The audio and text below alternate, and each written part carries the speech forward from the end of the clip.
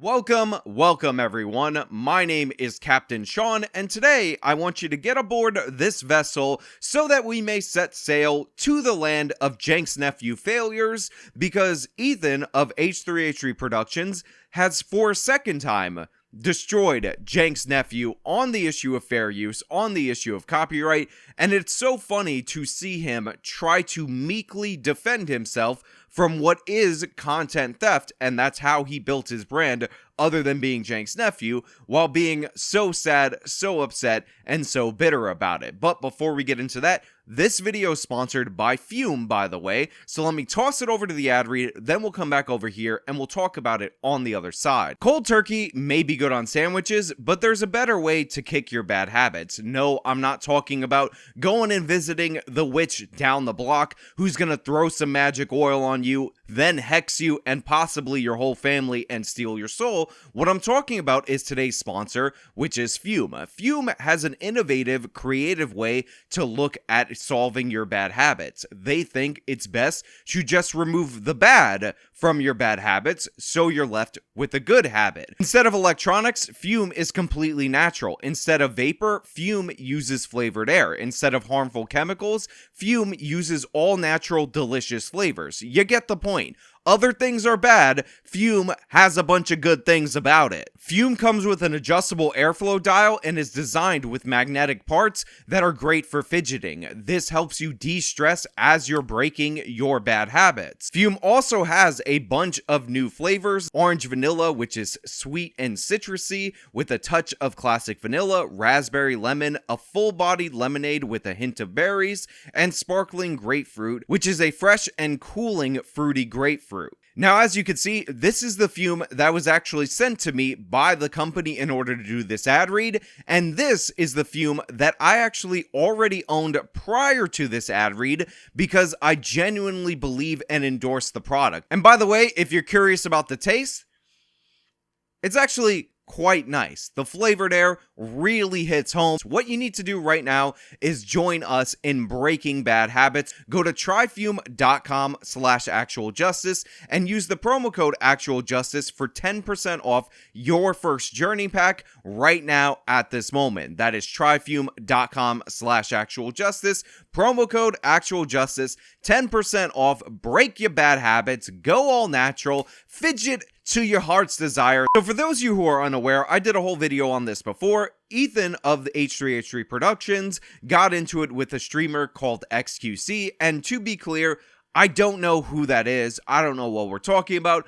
but this eventually culminated in them having a debate, and even though a lot of people want to take XQC's side because they hate Ethan Klein, in reality, in actuality, from all accounts of this conversation, it was not a good showing from one Mr. XQC. Even though he prepared with Destiny, it seemed like he raged out and it was not a good display. But the thing is, and this is what makes it so funny, while Ethan has been going after this XQC figure for essentially playing people's videos while not saying anything and being at the bottom of the screen, Cenk's nephew, who does the same exact thing, has been getting bitter and upset and has been getting sad, and he's been trying to make arguments against Ethan about how fair use is an abstract concept. When I was talking to XQC and he said, oh, well, no, you don't react hard enough either. And you said this is why Ethan's argument is not good, because it always devolves into you don't react hard enough. Because at the end of the day, there are no clear-cut guidelines, no clear-cut boundaries on like what to do, no like standardized best practices. And the argument always will, in the eyes of the audience especially, devolve into... I don't think so. I think I circumvented that pretty good. Sorry to interrupt you. I'm not... I always do that. There is no real guidelines around it, and honestly, you should be allowed to steal anybody's intellectual property because he's Cenk's nephew, and that's how he makes his money, and if something benefits him, then it's okay, especially when you're talking about for him. But Ethan is not having it, and one of the reasons why Ethan's not having it it is because he went through an entire lawsuit based on fair use when Matt Haas claimed one of his videos, and he got a court decision which outlined specifically why Ethan was in the right in that case. So we have a situation, a rare situation, where H3 actually knows about the topic that he's talking about, and he's realizing how dumb Cenk's nephew actually is. And remember, Cenk's nephew once defended Pokimane, who was streaming episodes of Nickelodeon's Avatar: The Last Airbender, saying that that wasn't actually a copyright violation, and you should be able to stream those episodes, I guess, willy-nilly, however much you want, without any violation, because I don't know if you know this, but streamers should have god-tier rights when it comes to copyright. Ethan's not having it, and their back and forths are hilarious because you see that Cenk's nephew is in fact the dumber of the two on the Leftovers podcast. I often thought that Ethan was the dumber one because he presumed that Cenk's nephew was an expert on anything, but in reality, in actuality, Ethan is coming to the realization that his ability to think even a little bit puts him far beyond the levels of Cenk's nephew. So you watched the XQC thing? I did. I stole it. I stole it from you.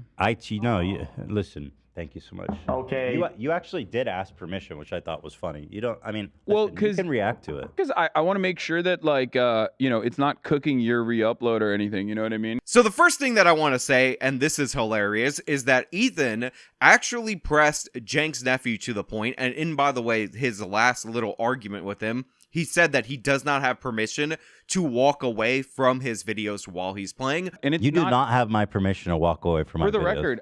To the point where Cenk's nephew felt like he had to ask him for permission in order to view his debate on stream. I find this to be absolutely hilarious because Cenk's nephew was going from the position that there is no copyright to realizing that Ethan takes copyright somewhat seriously, so he ended up coming hat in hand to beg Ethan Klein for the ability to react to his debate stream. And of course, because Ethan is touching on sensitive subjects for Cenk's nephew, calling out behavior that Cenk's nephew is guilty of, it makes it extra funny how he has to come and try to convince Ethan without actually making an argument, because if he did make an argument, he'd be shredded immediately, just like he was in the previous episode of their stupid show. It will always evolve into you're not reacting hard enough. Obviously, there are boundaries that I think aren't established, but like most people understand are bad. There actually are pretty clear-cut guidelines. You have to do something that is transformative in nature, not a market substitute for the original, and oftentimes, in fair use cases, they talk about the heart of the product or of the thing that you would be reacting to or you would be using in your segment. Cenk's nephew's streams where he walks away and he's not doing anything and he just lets the videos play are not transformative in nature. They are a market substitute for the original, and they include the heart, the substance of whatever is being talked about or whatever is being covered in the content, because he's letting it play completely uninterrupted. This is not complicated. His business model is essentially the same as that Jinx guy, as any of those reaction guys that everybody hated on the internet, where they're trying to lure you in based on the viral video, and then they're in the corner, and then people end up following them, and then they end up building up a following. Cenk's nephew is 100% guilty of this. In fact, he's worse than most people on this issue, as many creators have reported that not only would he play their video basically uninterrupted, but at the end of the video, when it actually has the promos for the channel, he would cut that part out. So the one aspect that you can argue that this is promotion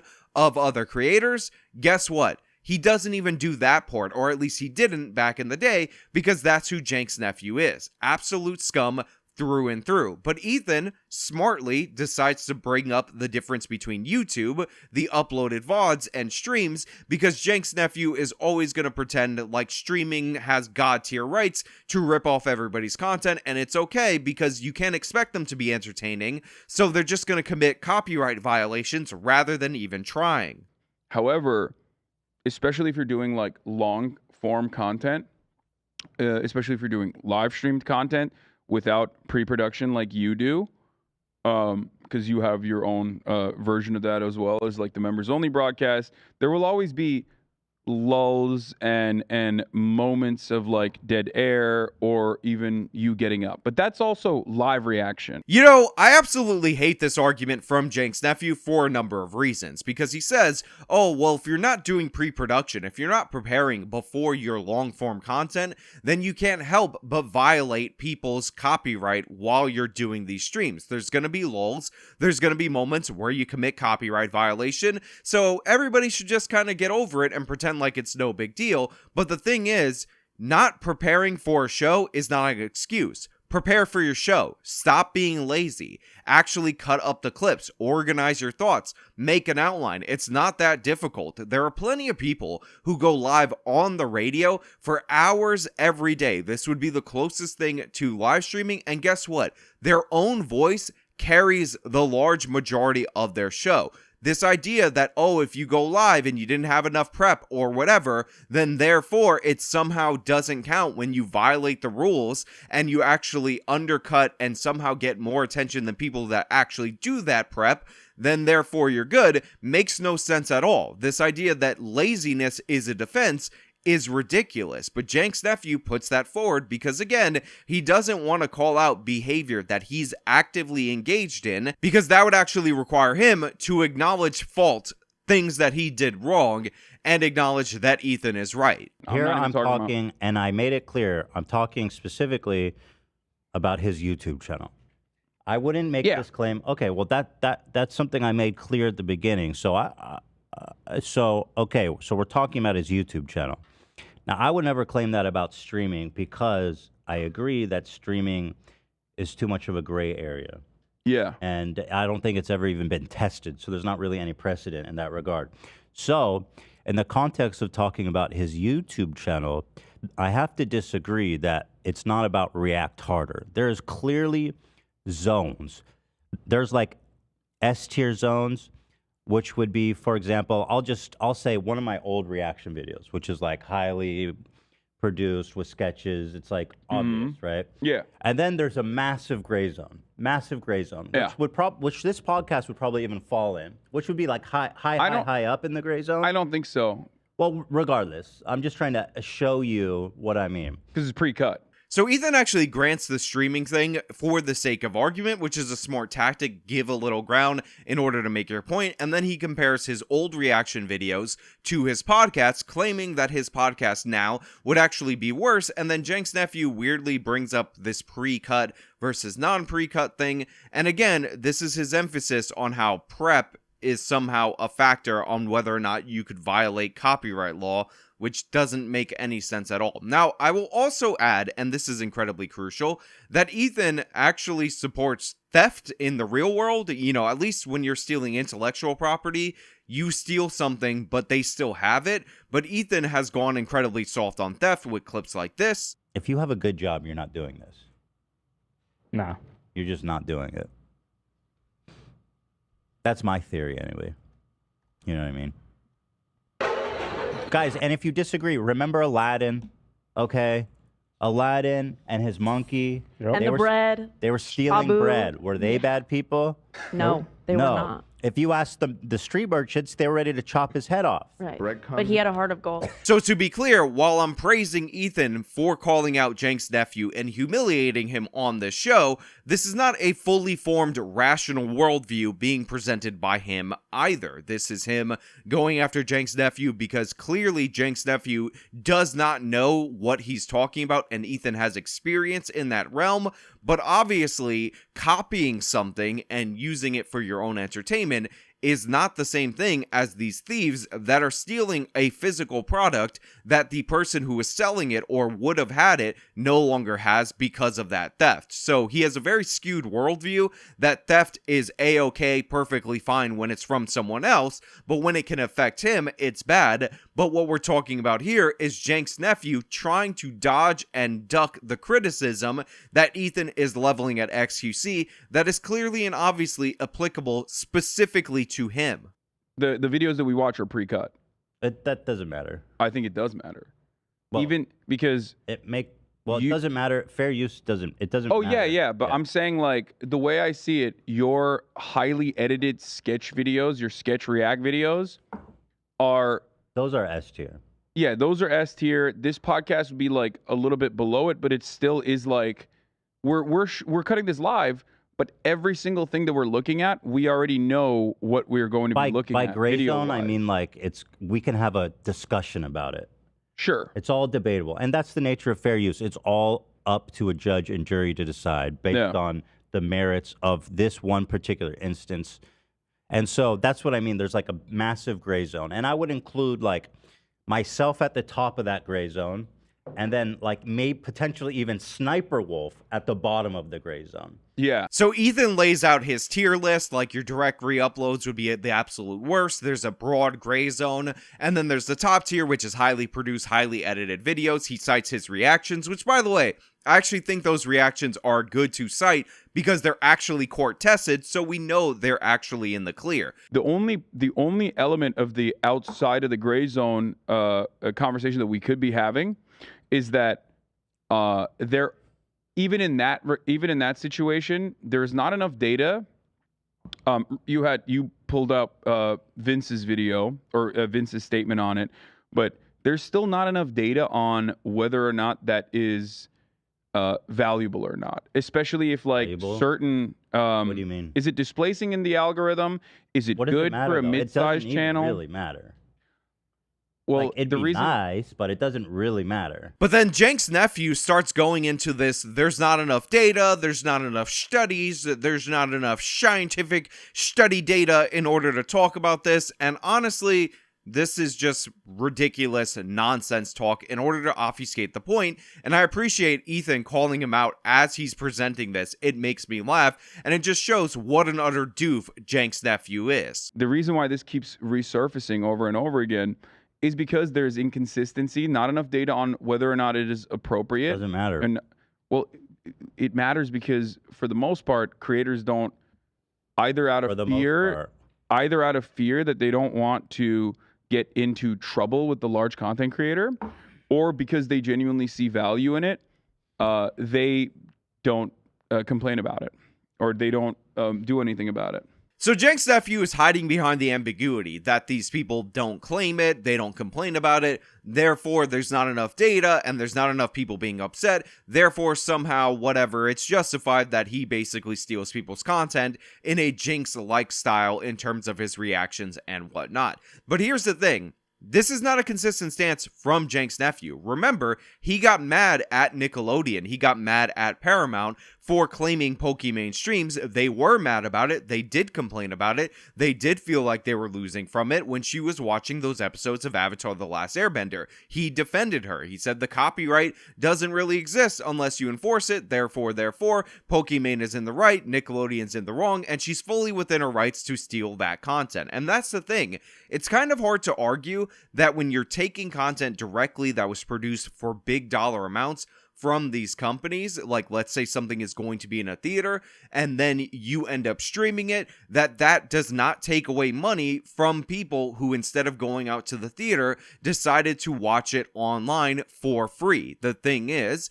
that this is really not comparable to what we do on the internet, but it all exists within the same space, and I actually appreciate Ethan trying to say that we should guide it by the same principles and the same rules. But the thing is, Cenk's nephew is like, no, steal whatever you want because he thinks it's beneficial. And by the way, in terms of the online sphere, it probably is beneficial to a certain degree because it could raise your awareness and all that, even though people like Cenk's nephew specifically go out of their way, or at least they did in the past, and he's received complaints about this, to hide where the content actually comes from so people don't actually grow as a result of this. But again, we're looking at a universal principle, and I do think that in some cases it's kind of inarguable that if you put it out for free or you put it out for streaming, then the company that produced this, the people who sunk the money into this, are losing out based on that. I mean, think about it. companies that make films that don't release them into theaters, like Warner Brothers, and put them all out on HBO Max, lost billions of dollars putting it on their own paid subscription service. So just think about if you're out there producing content and you're putting money behind it, and then most of the views go on some jerk like Cenk's Nephew's live stream rather than actually resulting in people supporting you. So there is instances where you can clearly see there's direct damage. You can hide behind the data. You could say it's promotion and all of that, but clearly the chief goal of people like Cenk's Nephew is to promote himself, so he makes the most amount of money, and he does not care no matter how much is complained about or how much money is put into that. And a perfect example of that was the Pokimane Avatar The Last Airbender controversy. He's re-uploading videos. Yeah. Period. Like straight up. With very little feedback. No. That's Who? not even applicable. Like What are we talking about? XQC. Oh, he yeah. uploads videos of him adding 0 runtime or like 2 seconds runtime, and all he says is, "That's crazy, chat." Okay, Ethan. That is a re-upload. You do realize that conversation still turns into like, I agree with you, but even though I agree with you, that conversation is still like, I don't like the way you're reacting, and that can be expanded. No, it doesn't, because But it there's can be expanded to someone like yourself even. You're wrong. Saying this is crazy, chat, is not. It's not additive. It's not critical. It literally doesn't transform. You're sitting there, re-uploaded a video. It's not there. You cannot debate that. I'll give you. That's my problem with. I felt like you were running D for XQC a little bit when I watched you. So right here, Ethan's talking about how they're re-uploading this, and there's not even that much added runtime. And Cenk's Nephew says, "Oh, that could be expanded to someone like yourself, Ethan." And Ethan says, "You're wrong." And the thing is, the reason Cenk's Nephew is saying this is that this is all applicable to him. It's all applicable to Cenk's Nephew. He's trying to say that Ethan could have this attached to him, but in reality, look at Ethan's reactions versus XQC, look at his versus Cenk's Nephew, and you could see a clear and obvious delineation. But Cenk's Nephew doesn't want to actually defend his poor behavior, so instead he tries to pretend like not adding anything more than a minute or 10 seconds to a 20-minute video is equivalent to what Ethan Klein did in his reaction videos. It's just not true. And by the way, it's not even true on the podcast. I'm not a fan of the H3 podcast, not a fan of this leftovers nonsense, not a fan of Ethan Klein and what he's become on the internet.com. But to say that he doesn't add commentary, to say that people don't go there to see his reaction rather than the content that he's ripping is just false. It's wrong. It's incorrect. It's not. You cannot debate that. I'll give you. That's my problem with. I felt like you were running D for XQC a little bit when I watched you. No. Yeah, because you're like, this whole react harder thing is kind of like you can't criticize anybody's. I'll give you another example. So I love that Ethan's calling him out right here for running defense for XQC, and I also love the fact that Cenk's Nephew on his stream can just say react harder, and the idiots in his audience, the ones that chuck money at him in order to forward the communist revolution, will just nod their head and say react harder. But when there's an actual person, even if it's Ethan Klein, even if it's H3H3 Productions pushing back against him, Cenk's Nephew immediately falls apart and has to pivot to another topic because there's nothing beneath the surface. Technically, well, at the end of the day, all of this is entirely dependent on the IP holder and what they want to do with their IP. If they don't, that's my point of why it doesn't matter. Yeah, that's why it's like that's why there's always going to be back and forth. So one of Cenk's Nephew's strategies, if you can call it that, is to say that everything's in this gray area, and actually, I don't know if you guys know this, but things that you think are fair use are actually not protected. And he learned this from his time at the Young Turks, that unless you're commenting on the news piece, then you can't really use it in a narrative way in order to build your thing, and that's technically in violation. If we're looking at fair use like completely, the reality is that unless you are directly engaging in commentary on the video that you are currently watching, you can't even use it as a narrative tool in most circumstances. I know this from my days working at the Young Turks, and I know this from what I technically do in violation of like the actual fair use laws, even when I'm uploading my YouTube videos, right? When I upload my regular YouTube videos of a news, when I'm providing news analysis, unless I am directly engaging in media criticism, if I'm using a news clip as a narrative piece, that is still something that I'm technically supposed to license out. So if you want to go after XQC and Cenk's nephew for adding zero commentary and ripping people's videos and using the size of their platform in order to intimidate people out of complaining about it, then honestly, you have to go after these people that use well-crafted and insert clips and whatnot and violate all this stuff, because that is just something that he learned at the Young Turks, and he's just right about that. That's fair use rules right there. I don't know if you're aware of that. No. There is an exception for journalism and fair use as well. There's a clause for journalists and news stuff. You But still can't use someone else's footage to, like, for example. I don't know exactly what you mean, but I'm going to disagree with you. Okay. So I love that Ethan says that. He says he doesn't know what he means, but he's going to disagree with him. And the thing is, Ethan is correct on this. What Cenk is saying, where he's like, oh, you can't use this, you have to license it and all that. No, you can use people's footage, again, if it's transformative in nature, not a market substitute for the original, adds commentary, or is done for the various purposes like parody, under the fair use guidelines. Cenk's nephew is just making stuff up as per usual because he doesn't have a good argument. So what he's trying to say is everybody's guilty, so that way you don't focus on the fact that Cenk's nephew is guilty. If I put that clip in there and I don't actually immediately commentate on that clip or criticize that clip, that's technically a violation of fair use. You, especially if you don't license it. But so I get, again, it depends on the whole context of the clip. But okay, let's say it is. So what? So Ethan says, all right, whatever. Let me grant your stupid point. By the way, Cenk's nephew, a good way that you know that he doesn't know what he's talking about is the fact that he said it's a violation of fair use unless you license it. Again, fair use applies to unlicensed footage. If you license the footage, you could do whatever you want. So this is a category error. You often find this with not smart individuals, but Ethan says, so what? And we're going to get to the point that I've been describing he's getting at, because this is Cenk's nephew's clear and obvious avoidance tactic of the fact that he steals people's content. The reason why I'm saying that is because there is a lot more that could be utilized. There's a lot more IP that could be acted on in a legal sense. Hold on, that currently is not acted on. The focus is changing. You're saying that IP law is too onerous, and I agree with that. Yeah, I'm not talking about the law necessarily. I'm talking about this notion that certain stuff that people do is just outright unacceptable and not up for debate, which I think that you seem to disagree with like React Harder, this whole React Harder meme. Listen, credit where credit is due to Ethan of H3H3 Productions. He detects Cenk's nephew trying to broaden and distract from this. He calls it out directly, brings it back home, and says, look, stop trying to distract from the fact that you're trying to defend this by using this React Harder nonsense. Actually address the point. And again, it is amazing to see Ethan absolutely dominate, smoke, and humiliate anybody, let alone one of the largest, or the largest, I believe, political Twitch streamer out there.